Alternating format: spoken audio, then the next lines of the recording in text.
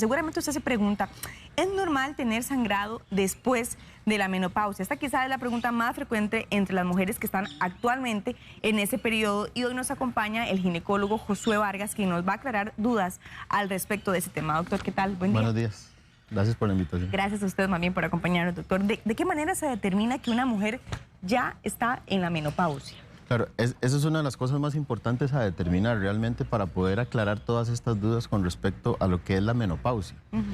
La menopausia está definida como el cese de la menstruación durante 12 meses seguidos o más.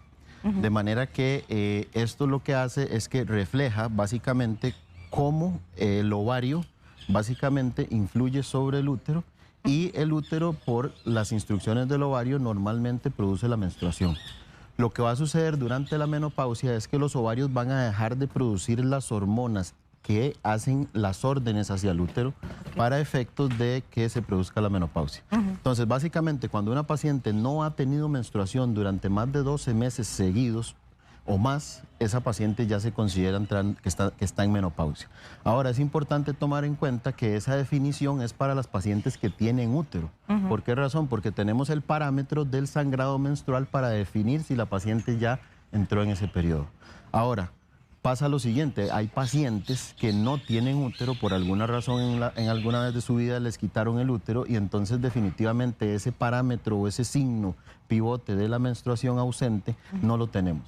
Entonces, en esos casos nosotros lo que hacemos son seguimientos hormonales de acuerdo a la edad en la que usualmente la paciente va a presentar estas cosas, que partamos de que la paciente puede que comience a presentar todo lo que son los detalles de la menopausia a partir de los 47, 48 años.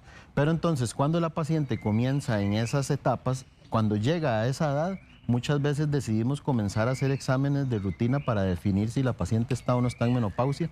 Definimos unos parámetros hormonales y de acuerdo a eso decimos si está o no está en esa etapa. ¿Esos parámetros hormonales se definen en consulta el mismo día que llega la paciente, o es un estudio que tiene duración por semanas o por días? Sí. No, es un estudio que es un laboratorio de sangre, ¿verdad? Normal. Se requiere una toma que no tiene inclusive ninguna necesidad de ayuno, es una toma al azar.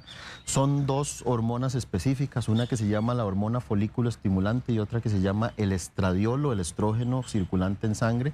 Son exámenes que pueden salir de un día para el otro, no necesariamente se van a ver el mismo día en consulta, pero es sencillo ahora con la parte de la digitalización ver estos exámenes inclusive sin necesidad de que la paciente acuda a una cita para revisión.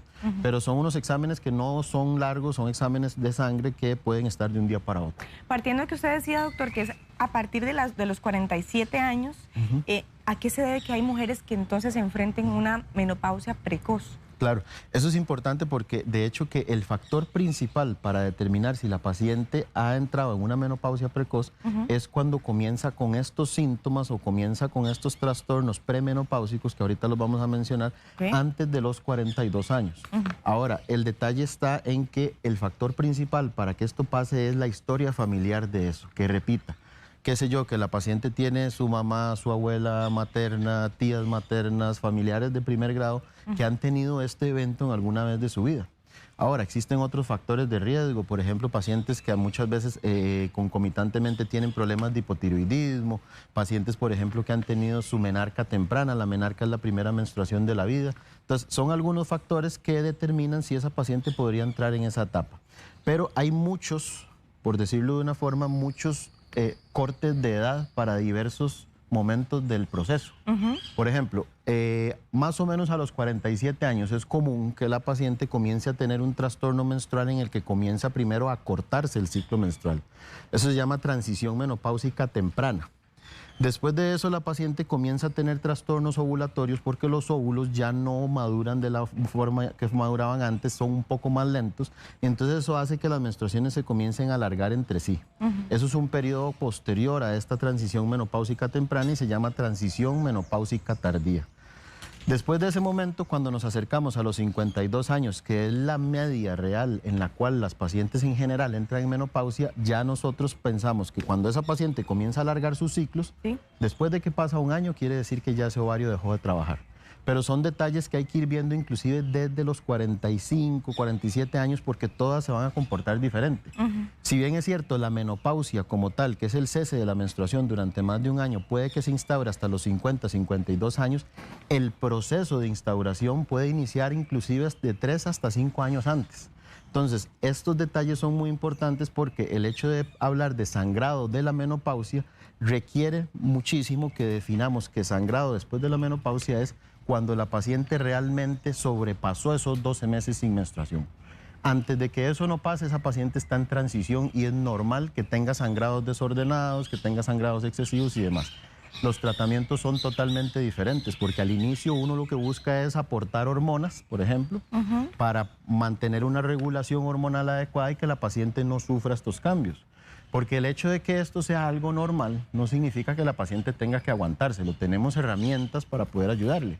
Ahora, nosotros utilizamos las hormonas en el proceso de transición, pero por ejemplo, si la paciente sobrepasa la menopausia y esa paciente por alguna razón tiene un sangrado, las hormonas definitivamente ya no nos van a servir porque eso nos puede exacerbar algún evento que pueda ser el causante del sangrado. Por ejemplo, pólipos, problemas endometriales, miomas, cáncer de endometrio, muchas cosas que pueden estar detrás. Ok, cuando usted decía que la mujer puede enfrentar esa transición, ¿cuánto tiempo podría pasar para ya llegar a la menopausia? Usualmente va como de 3 a 5 años. Hay pacientes que pueden pasar 5 años en transición menopáusica. Son las menos comunes, pero como media uno podría decir que 3 años. Entonces, estos 3 años son 3 años que pueden llegar a ser terribles desde el punto de vista de síntomas. Claro. La paciente comienza a tener sangrados desordenados, la paciente no sabe en qué momento va a tener un manchado o un sangrado, no puede salir tranquila porque no sabe si va a sangrar mucho o poco. La paciente comienza muchas veces también a sentir todo lo que son los famosos bochornos, que son esos calores que dan principalmente en la noche desde la parte de la nuca hacia arriba. Pueden comenzar a experimentar problemas de la habilidad emocional, cualquier cosa sencilla las hace llorar, las hace sentirse mal, las hace sentirse con ansiedad, problemas de insomnio, por ejemplo, disminución de la libido, sequedad vaginal, muchas cosas que se van comenzando a juntar en ese momento. Lo que pasa es que esto antes era algo que era común. Nosotros antes, o la mayoría de los ginecólogos antiguos decían, bueno, es que esto es un proceso natural. Y siendo natural yo no intervengo, pero realmente ya eso ha cambiado muchísimo, porque nosotros estamos en pro de que la mujer se sienta plena todo el tiempo de su vida. Entonces, si ella está comenzando a tener síntomas de este tipo a partir de los 46, 47 años, el mensaje que les quiero dar ahorita es que sepan que existen estrategias para poder ayudarles.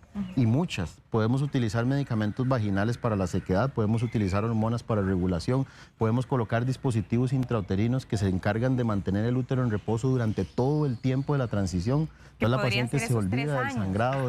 3 años, 5 años. Es un dispositivo que libera una hormona que se llama levonorgestrel, nos puede durar durante 5 años. Inclusive durante el tiempo en el que se va a hacer una reposición hormonal, podemos utilizar estos medicamentos o estos dispositivos para que las terapias de reemplazo hormonal, que ya es después de la menopausia, las famosas terapias a las que la gente le tiene mucho miedo porque hay riesgo de cáncer de mama y demás, pues se contrarrestan con muchos medicamentos. Entonces tenemos muchas opciones para ofrecerle a la paciente y lo más importante de esto es que cada una es diferente, porque no todas son iguales en síntomas. Correcto, y tal vez es mencionar la diferencia entre un sangrado o un manchado. Correcto. Porque ahora que usted estaba hablando que pueden ser de 3 a 5 años, tal vez la mujer dice, pues yo estoy en la menopausia porque sigo sangrando. Entonces hay que hacer esa diferenciación entre el manchado y el sangrado, doctor. Claro, por supuesto. El sangrado como tal, ¿verdad? Son ya una cantidad evidente que requiere inclusive hasta cambio de toallas. Es como uno de los parámetros más importantes para definir que el sangrado pues tiene una cantidad anormal.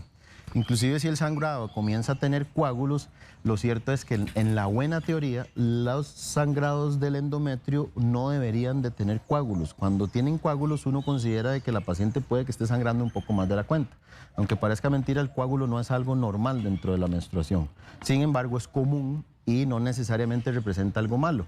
Es un signo de alarma que requiere de revisarse para poder definir si es que simplemente está haciendo un poco más de sangrado usual porque ya va avanzando en edad y demás.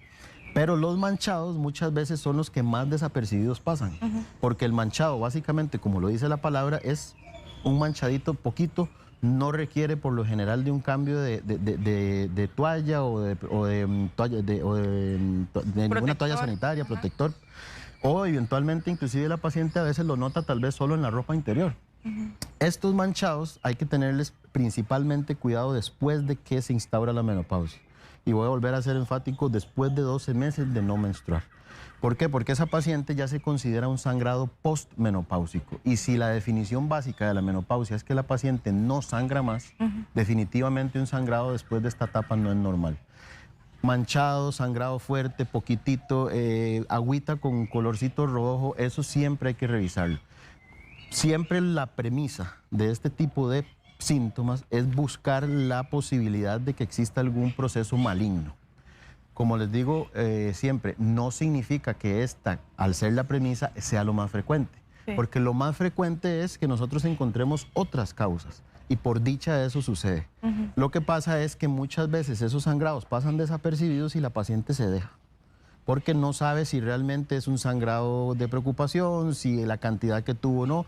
Lo que decías anteriormente, mucha gente piensa que un sangrado grave es el sangrado que es fuerte, pero después de la menopausia lo cierto es que cualquier sangrado debe ser revisado. Ok. Doctor, las causas que podría traer este sangrado durante la menopausia, hemos hecho también una pantalla, la hemos preparado para que nos quede un poquito más claro y podamos repasar una a una. Ahí Perfecto. Están precisamente. Claro, lo que te decía anteriormente, la premisa inicial de cualquier sangrado posmenopáusico es descartar posibilidad de cáncer o malignidad. El útero, no sé si podemos, y tal vez volvemos a la pantalla después si se puede. Correcto. El útero básicamente, no sé si aquí ahí ya van a llegar los compañeros con la cámara. El útero básicamente en este esquema que tenemos es toda esta zona que se ve aquí como una perita de boxeo. Nosotros le decimos que se ve como una pera de boxeo porque al revés tiene esta forma. Okay. Pero es este triángulo que está acá, ¿ok? El detalle está en que no solamente esta parte del útero sangra, puede sangrar a nivel vaginal. Si nosotros vemos acá, esto que está acá, en esta parte, esta es el cuello del útero y de aquí para abajo está la vagina. Pero resulta que hay pacientes, por ejemplo, en la edad menopáusica, que como están depletadas de estrógenos, su zona genital se vuelve muy seca, se vuelve muy poco vascularizada y entonces esa paciente ya no tiene esa humedad que tenía previamente. Esa paciente a raíz de eso puede manchar como agüita anaranjada. Y no necesariamente es un sangrado, pero sí mancha el bloomer. Ahora, otra cosa que puede pasar es que durante las relaciones, por efecto de la sequedad, la paciente tenga algún microdesgarro o desgarros pequeños a nivel de la mucosa de la vagina, que es esta zona de acá. Todavía no hemos hablado del útero. Si nos vamos hacia acá, tenemos que siempre pensar en posibilidad de cáncer de cérvix, que es sumamente frecuente, no en esta etapa, pero sí es algo que es muy importante tomar en cuenta, porque si hay algo que es traicionero en la parte ginecológica es el cáncer de cérvix, porque todo está escondido. Vean que ustedes, si nosotros vemos este esquema, nosotros por fuera solo vamos a poder ver esta parte. De aquí para adentro, casualmente, es lo que nunca se va a ver. Entonces, tenemos que comenzar a trabajar de aquí para acá. ¿Por qué? Porque todo está escondido. El cérvix es muy traicionero, entonces siempre hay que estarlo revisando. Y hacia adentro del útero tenemos el endometrio, que es lo que todos los meses se menstrua. El endometrio es esta capita rosada que estoy viendo por acá. Pero si vemos por acá, hay unas estructuras. Esto es un pólipo, por ejemplo. Los pólipos son un pellejito del endometrio, por decirlo de una forma, que pueden manchar entre ciclos, inclusive en mujeres jóvenes, pero en pacientes menopáusicas, si eso sangra, es meritorio de biopsia, hay que quitarlos. Eso se hace mediante un método que se llama histeroscopía, que es un método como similar a una gastroscopía. Colocamos una camarita dentro del útero y guiado con la camarita buscamos estas estructuras y las quitamos. Pero entonces se puede hacer un cáncer aquí de endometrio también. Y eventualmente los cánceres de vagina son poco probables, pero siempre hay que tomarlos en cuenta. Entonces, definitivamente la premisa inicial es buscar que no haya nada maligno. Después de eso, nosotros podemos comenzar a ahondar en otras causas. Hablábamos anteriormente de la sequedad vaginal, eso es algo que es benigno, no necesariamente requiere un tratamiento grave, muchas veces con tratamientos hidratantes, cremas humectantes vaginales especiales, tratamientos láser o radiofrecuencia nos funcionan bien para que estas pacientes tengan una plenitud en ese sentido y que tampoco estén sangrando y que no se asusten. Después de ahí podemos hablar también de los prolapsos. Los prolapsos son aquella patología en la cual el piso pélvico se debilita a tal punto que el útero comienza a bajar a través de la vagina y puede salirse por completo. Eso puede ser a raíz de partos, desgarros en los partos vaginales, obesidad, fumado, tos crónica, pacientes eventualmente que hacen esfuerzos físicos excesivos. Muchas veces esto se debilita y entonces comienza el útero o la vejiga a salirse a través del canal vaginal. El hábitat normal del útero es dentro, pero una vez que él está afuera ya no va a soportar todo lo que requiere soportar la externo. Entonces muchas veces el útero roza sobre la ropa interior o roza en el momento en el que están sentadas las pacientes, roza esa zona a nivel de la ropa, ¿verdad? Y eso puede hacer irritaciones que también sangran. Entonces eso es algo benigno, ¿verdad?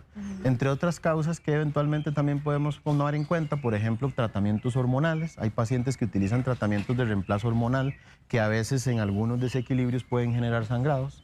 O inclusive también tratamientos, por ejemplo, que utilizan para pacientes de cáncer de mama, como uno que se llama tamoxifeno, que ese también genera un efecto sobre el endometrio que en algún momento puede producir sangrado, ¿verdad? E inclusive tiene un efecto adverso que si no se toma medidas a tiempo puede producir también un cáncer de endometrio. Entonces, es muchas las cosas que hay que ver. Pero el mensaje básico es que la paciente, después de haber entrado en esa etapa de menopausia definida por más de 12 meses después de no haber menstruado, ningún sangrado es normal. Y otra cosa que es importante, que la paciente que no tiene útero siempre acuda para que pueda hacerse su revisión y definición de menopausia. ¿A partir de qué edad? Porque en ese momento, 47 años es lo ideal. Esa es la edad en la que las pacientes normalmente van a comenzar esta etapa. Pero entonces es importante comenzar con ellas a trabajar y definir en qué momento está la menopausia. Porque aunque parezca mentira, la paciente si no tiene útero no significa que no va a sangrar posmenopáusico. La vagina queda ahí. Y todo lo que les comentaba antes de sequedad y demás también puede sangrar. ¿Y la persona que no tiene útero, doctor, puede experimentar más una menopausia precoz? No, vieras que eso tiende a ser un mito, pero es algo que se escucha frecuente. Lo que sucede muchas veces con las histerectomías, por ejemplo, el hecho de haber quitado el útero, si nosotros vemos aquí nuevamente en esto, aquí nosotros lo que hacemos es retirar a partir de aquí arriba. La vagina nosotros siempre la vamos a conservar, a menos de que sea un caso especial de cáncer de cervix y demás, que sí hay que cortar alguna parte de la vagina. Pero la longitud de la vagina se trata de mantener siempre y se quita todo este triángulo que está acá, exceptuando los ovarios por lo general. Entonces, en una mujer joven, menos de 50 años, digamos, podemos decir que el ovario todavía cumple una función. Entonces, nosotros no deberíamos de quitarlo porque el ovario no ha terminado de trabajar. Entonces, bajo esta premisa, cuando uno hace una histerectomía no debería de experimentar menopausia. ¿Qué sucede? Que sí pasa. Que los primeros 6 meses, como que el útero, la pelvis tiene que comenzar a hacer de nuevo como un reacomodo porque los vasos sanguíneos se desordenan un poco, por decirlo de una forma, y entonces como que experimentan algunos síntomas de bochornos, problemas de sequedad vaginal, depresión y demás. Pero muchas veces, después de las 6 semanas, de los 6 meses, eso se resuelve. Importante, paciente que ha tenido histerectomía, que está experimentando estos síntomas y que sobrepasan los 6 meses, ahí sí nosotros tenemos que buscar si esa paciente hizo una menopausia prematura o una menopausia llamada iatrogénica, que tal vez puede ser por efecto de la cirugía, que haya el ovario dejado de trabajar. Ok, doctor, tenemos bastantes consultas en nuestro Facebook y queremos ir poco a poco con cada una. De hecho, tenemos un video ya listo, es el caso de una televidente con un sangrado, como usted lo estaba mencionando luego de la menopausia, así que vamos a escucharla. Buenos días, doctor. Tengo 47 años, empecé la transición desde los 40. He tenido sangrados pero muy abundantes, demasiado diría yo. Empecé a ponerme de Expropovera cada 3 meses y pues obviamente me quitó el sangrado, pero desde julio del año pasado dejé de ponérmela y ahora julio, agosto, septiembre, octubre, noviembre, diciembre, 6 meses después volvió a bajarme otra vez y muy fuerte. Quiero que me diga qué puedo hacer, si me vuelvo a poner la Expropovera o que me dé una... Bueno, muchísimas gracias por la consulta, que es bastante interesante porque dice que desde los ya lleva 7 años. Que empieza desde los 40. Vieras que esto es bastante común. La paciente por lo general, de alguna forma, tiene como un concepto que a partir de los 40 ya comienza a aparecer estas cosas. Pero entonces puede confundir las cosas en algunas circunstancias. En el caso de ella, por ejemplo, una paciente que comienza con este tipo de trastornos menstruales a partir de los 40 años, lo primero que hay que descartar es que no haya un mioma, un pólipo o que no haya una enfermedad del útero que se llama adenomiosis o por lo menos que esté sucediendo. La adenomiosis es una variante de la conocida endometriosis, que es que el útero se infiltra del mismo tejido que tiene el endometrio, esta parte de adentro que es la que todos los meses se menstrua, se infiltra en este músculo a los lados y entonces se inflama el útero de forma tal que sangra mucho. Pero eso es una patología de mujeres jóvenes, por decirlo de una forma, jóvenes entre comillas, porque eso es lo que dicen los libros, ¿verdad? No voy a decir que las pacientes de 60 años están viejas, no, es una cuestión como de marcar fechas. De y literatura, exactamente. Entonces, paciente de 40 años para arriba, eventualmente no necesariamente es la menopausia lo que está sucediendo. Puede ser que esa paciente esté teniendo un trastorno hormonal por efecto de que el endometrio tiene un pólipo, porque tiene un mioma, porque tiene adenomiosis y algunas cosas de estas. Ella menciona la Depo-Provera. La Depo-Provera es un medicamento que es bastante utilizado para mejorar lo que es la cantidad de sangrados y poner el útero en reposo. Pero la mala noticia de este tipo de medicamentos es que eso básicamente es un apagaincendios. Yo les digo de esta forma para que lo entiendan bien, porque esto significa que solamente le voy a ayudar a quitar el sangrado, que es el problema principal, pero tenemos que definir de dónde viene ese sangrado, porque si no, eventualmente lo que vamos a hacer es que vamos a mantener enmascarado cualquier otra posibilidad de enfermedad. Cuando la paciente ingresa a los 47 años, que es como en el caso de ella que me está preguntando, ¿me vuelvo a colocar el medicamento o no? Pues eventualmente esa es una decisión que debe tomarse ya una vez que se haga un ultrasonido vaginal y se revise el útero completo para definir si realmente necesita la Depo-Provera o no.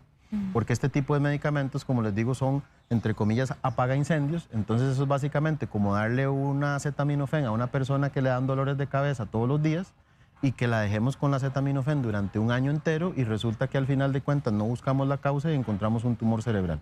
Entonces, no estoy diciendo que eso va a ser así, pero muchas veces en el útero pasa lo mismo. El síntoma pivote es el sangrado. Se utiliza el tratamiento, apagamos el incendio, la paciente se queda tranquila porque ya no sangra más, pero resulta que lo que está sucediendo es que está poniendo en reposo el problema y puede que avance con un mioma, con un pólipo, con un cáncer o cualquier otra cosa adicional. Ok, doctor, tenemos varias consultas aquí en nuestro Facebook. Dice Angie Melisa Alvarado, ¿es cierto que entre más temprano uno desarrolle, más temprano le viene la menopausia? Esa es una de las cositas que comentamos. Inicialmente, el principal factor de riesgo para que haya una menopausia prematura es el antecedente familiar de primer grado. Pero esto que ella menciona es muy importante porque es uno de los factores de riesgo secundarios, que la menopausia haya iniciado temprano en su vida y eventualmente todas las mujeres nacen con un número contado de ovarios para gastar en su vida.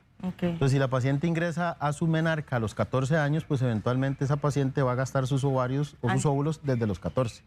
Pero si hay una paciente, por ejemplo, como unas que menstruan o empiezan su menarca a los 9 años, por ejemplo, esa paciente pues obviamente tiene 5 años menos que la otra para hacerlo de una forma entendible, ¿verdad? Ok, tenemos también una consulta de una televidente que pregunta por su cuñada.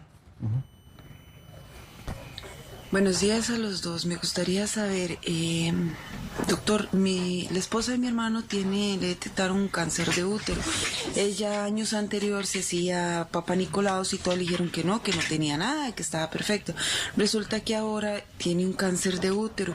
Ya le hicieron diferentes exámenes y se dan cuenta que no tiene metástasis y que está alojado solamente en el útero. Le mandaron a hacer la radio y la quimio para ver si disminuyen el cáncer para poder operarla. A ella le han dicho en las consultas que cuando le han hecho los exámenes a ella se le desprende como parte del útero o del cáncer. Quería saber qué tan efectivo es este tratamiento para que ella se pueda salvar, porque la verdad que me preocupa, porque ella tiene 2 chiquitos demasiado pequeños y quería saber si me pueden evacuar la duda. Muchísimas gracias. No, gracias a usted también por consultar por su cuñada. Bueno, eso es un caso que es todavía más complejo porque el detalle es que sí es importante definir en qué parte del útero pudo haber estado el cáncer. Sí. Porque el útero nosotros lo dividimos básicamente en 2 partes o 3, por decirlo de una forma más entendible. Tenemos la porción del cuello del útero, que es la parte de abajo. Tenemos la porción hacia arriba, que es donde está el endometrio, y además de eso tenemos el músculo del útero, que es esto rojito que se ve acá. Entonces, el útero tiene 3 tipos de tejidos, por lo tanto puede hacer mínimo 3 tipos de cáncer. Wow. Entonces, ¿qué es el detalle? Que puede ser un cáncer de cervix, puede ser un cáncer de endometrio o puede ser un cáncer del músculo del útero, ¿verdad? Que se llaman sarcomas, que son súper agresivos. Entonces, con lo que ella me describe me llama la atención porque me dice que a ella le están haciendo tratamiento de quimioterapia y radioterapia para ver si se opera. Entonces, es poco común encontrar este tipo de conductas en cáncer ginecológico como tal, se ve más en cáncer de mama. Pero el detalle está en que lo más importante es definir en qué parte del útero se encuentra el cáncer para definir qué pronóstico tiene. Porque inclusive hay cáncer que no necesariamente son del útero, tienen la idea de que es un cáncer de útero, pero puede que sea el ovario también. El cáncer de ovario sí es un poco más agresivo. Entonces podría pensar que tal vez lo que sucedió es que tiene un cáncer más avanzado, ¿verdad? Y eventualmente el hecho de que utilice la quimio y la radioterapia va a depender mucho de las defensas y de la capacidad que tenga la paciente para salir.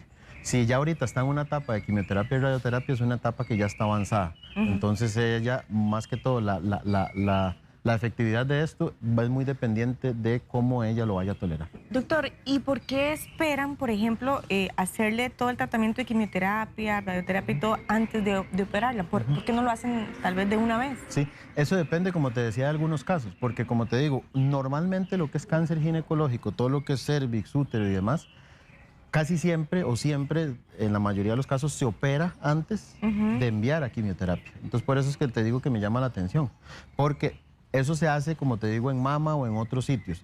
Eso lo que se hace es que se da como, por decirlo de una forma entendible, un shot de radioterapia y quimioterapia para reducir el tamaño de los tumores, que sea más fácil de resecar durante la cirugía y posterior a eso continuar con una quimioterapia que puede llegar a ser más efectiva. Entiendo. Pero es con esa necesidad. Ok, tenemos varias consultas también aquí. Una es de Leda Méndez. ¿Es posible no sentir ningún síntoma que diga que estoy en la menopausia?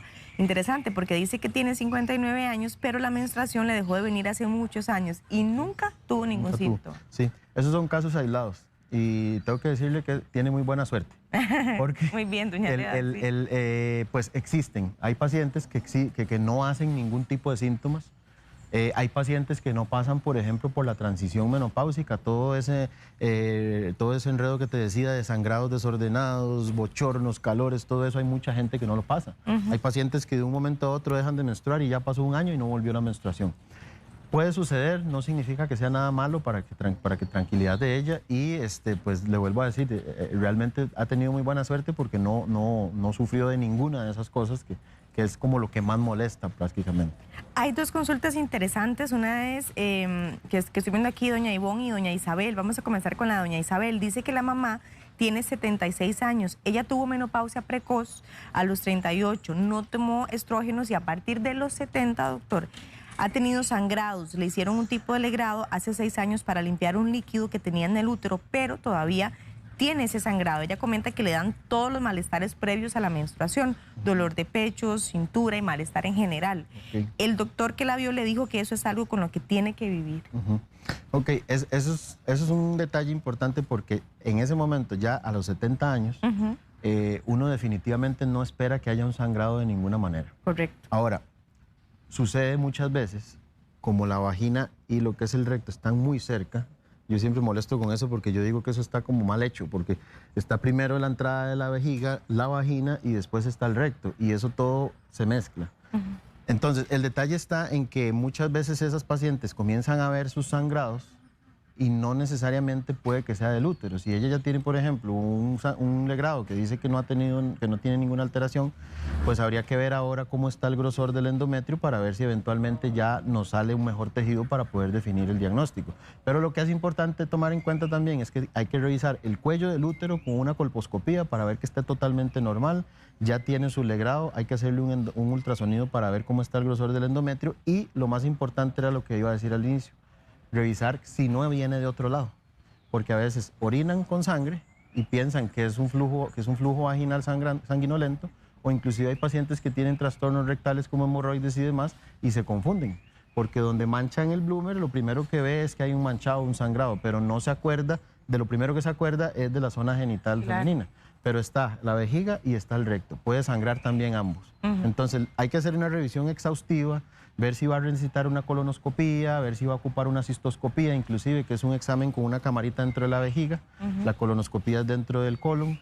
Y bueno, ver esos detallitos porque si ese legrado fue hace más de unos 3 a 6 meses, que eso sí no recuerdo que lo dijo, entonces es mejor repetir de nuevo el ultrasonido, ver si se engrosó de nuevo el endometrio y definir si se va a ocupar tomar nueva biopsia. En el caso de ella, pues sí, me parece que ella presenta estos síntomas, dolor de pechos y demás que Sí, mencionaba, claro. que sí, en efecto, pues pienso que ya tiene Sí. muy claro, ¿verdad? Sí, sí, exacto. No, y de hecho que eso puede pasar, porque hay que ver también si está utilizando algún medicamento que aumente la sensibilidad a esas hormonas, porque si bien es cierto, la paciente menopáusica deja de producir la mayor cantidad de los estrógenos por los ovarios, Sí. la grasa abdominal y la grasa del cuerpo puede producirlos. Entonces, ¿qué es lo que pasa? Que si ese endometrio está como desequilibrado, lo que va a hacer el útero, lo que va a hacer el cuerpo es hacer un llamado como una menstruación fantasma, les digo yo, porque sienten todas esas cosas y no necesariamente inclusive es el útero. Entonces es importante por eso definir esos detalles. Sí, no tiene que vivir con eso. No, se puede mejorar, existen técnicas de reposición hormonal que se pueden valorar, varias cosas que se podrían tomar en cuenta, pienso, sí. Doña Ivonne dice, ¿cómo estar segura de que yo estoy ya en la menopausia si planifico con unas pastillas, las Ceracet, y no menstruo regularmente?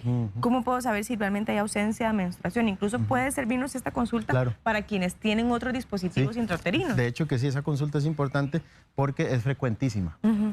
Una de las preguntas más básicas es a la paciente, bueno, como usa este medicamento, eventualmente ella no va a menstruar porque el efecto del medicamento es ese, que la paciente no menstrue y mantenga su útero en reposo por completo el tiempo que tenga que mantener el medicamento.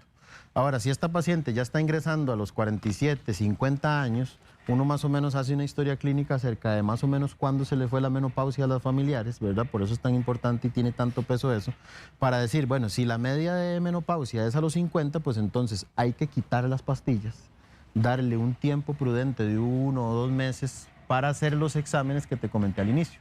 Porque si yo los hago encima de la pastilla me van a salir malos, porque eso está totalmente desordenado.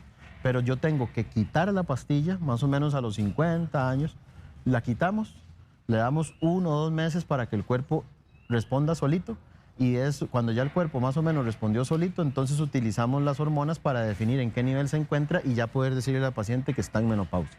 Definitivamente hay que quitar el medicamento un tiempo y hacer los exámenes. Ok. Seguimos aquí, dice Adriana Mora, mi mamá a los 32 años no le volvió a bajar más la menstruación, pero hace unos 6 meses tuvo un sangrado que duró solo 2 días. Eso es normal, no nos especifica la edad de la mamá. La edad que tiene actual, sí. Sí. Sí, es importante. Bueno, lo de la edad que tiene en este momento es sumamente importante Sí. porque eso nos va a definir, como decíamos anteriormente, si está dentro del grupo de pacientes que tienen 40 y resto de años, que tienen trastornos menstruales y que no es necesariamente algo inherente a la menopausia como tal, o si realmente está en menopausia. Si es un sangrado postmenopáusico que tiene más de 50, 52 años esa paciente, definitivamente ese sangrado no es normal. A los 36 años, pues a veces pasa, ¿verdad?, que hay algunos desequilibrios hormonales que hacen que la paciente no menstrue durante un tiempo, algún problema de ovario poliquístico, trastornos tiroideos y demás, y muchas a veces pasan sin menstruar durante un largo periodo, unos 5 años. Y después en algún momento como que se reactiva. Entonces, la edad actual es la más importante. Sí, que es el dato que no nos presentó doña Adriana, por si nos puede decir, ¿verdad?, cuál es la edad que tiene su mamá para que el doctor pueda definir mejor una respuesta. Doña Ligia Araya dice, si me realizaron la histerectomía, ¿cuál es el tratamiento hormonal que usted recomienda? Depende de por qué le hicieron la histerectomía. Ok. Y lo otro es que es importante definir si en la histerectomía le quitaron o no los ovarios. Porque como hablábamos antes, hay mujeres jóvenes que se les quita el útero, se le dejan los ovarios, pero tienen unos síntomas pseudomenopáusicos durante un tiempo, unos 6 meses. Si esa paciente ya tiene más de 6 meses y mantiene ciertos síntomas, entonces ahí sí tenemos que revisar a ver si va a requerir algún reemplazo hormonal. Pero el hecho de quitar el útero solo no requiere ningún tratamiento específico, a menos de que la causa por la cual se quitó lo requiera. Por ejemplo, si se quitó por una endometriosis, esa paciente, aunque no tenga útero, vamos a necesitar de darle alguna terapia hormonal para mantener la endometriosis estable, por ejemplo. Okay. Si fue una paciente que se le quitó el útero por unos miomas y ya una vez que quitaron el útero, ya los miomas definitivamente no molestan, entonces no va a requerir ningún tratamiento adicional, a menos de que persista síntomas más de 6 meses. Dice Ana Murillo, yo soy sobreviviente de cáncer y me indujeron la menopausia a los 47 años. Ahora tomo letrozol, tengo 52 y quiero saber si puedo volver a menstruar ahora que me retiran el medicamento. Bueno, asumo que es un sobreviviente de cáncer de mama por el medicamento que está utilizando. Letrozol. Ajá, el letrozol. Bueno, por lo general las pacientes que ya están en esa edad ya no menstruan más. Si a eso le adicionamos que ella ya pasó por un proceso de quimioterapia y demás, estos tipos de tratamientos tienden a generar efectos sobre los ovarios muchas veces y le inducen menopausias prematuras. Entonces, ¿qué es el detalle? Que la quimioterapia puede inducir a que el ovario se seque y entonces definitivamente entra en una menopausia real. Entonces, no debería volver a menstruar. Bueno, excelente. Si tiene un sangrado, perdón, eso hay que revisarlo porque pasa mucho, por ejemplo, con estas pacientes que han tenido cáncer de mama que tienen muchísima sequedad vaginal. Por el proceso de quimioterapia y demás, ellas generan mucha sequedad vaginal y entonces puede que esos manchados que salga, digamos, por ejemplo, más bien sea por eso. Si menstrua en algún momento o mancha, probablemente tiene que ver con la parte de sequedad genital, que es a raíz de la quimioterapia y el proceso del cáncer. ¿Y eso cómo se trataría, doctor? Eso, vieras que tiene muchísimas formas de tratarse. Una de las que se utiliza más ahora son los tratamientos de energía, por ejemplo, el láser o luz con láser o radiofrecuencias. Que lo que hace es que estimula que el tejido vaginal comience a producir mayor cantidad de vasos sanguíneos y entonces, como los vasos sanguíneos son nuestras carreteras para llevar lo que son los nutrientes y demás al tejido, el tejido se vitaliza un poco más y se humecta y comienza a producir un poquito más de humectación. ¿Es una sola dosis o es constante? No, es un tratamiento que se hace mensual, por ejemplo. Se hacen 3 tratamientos durante cada uno una vez al mes y con eso mejoramos la regeneración del tejido. Lo llevamos lo más cercano a lo natural y después de ahí hay que comenzar a trabajarlo con unos hidratantes vaginales especiales. Pero en este caso, lo que es láser y demás son 3 sesiones una vez al mes y eso les ayuda bastante. Doctor, muchísimas gracias por su Con tiempo, muchísimo por gusto. su amplia explicación sobre el tema. Si usted desea contactar al doctor Josué Vargas, puede hacerlo al 6082-1000. 6082-1000, también puede hacerlo al 6060-1508. Ahí pueden escribir o llamar, doctor. Correcto. Es Para WhatsApp. el WhatsApp también responden bien. Ok, 6082-1000 o 6060-1508. Que tenga buen día, doctor. Buen día, muchas gracias. Gracias por su tiempo.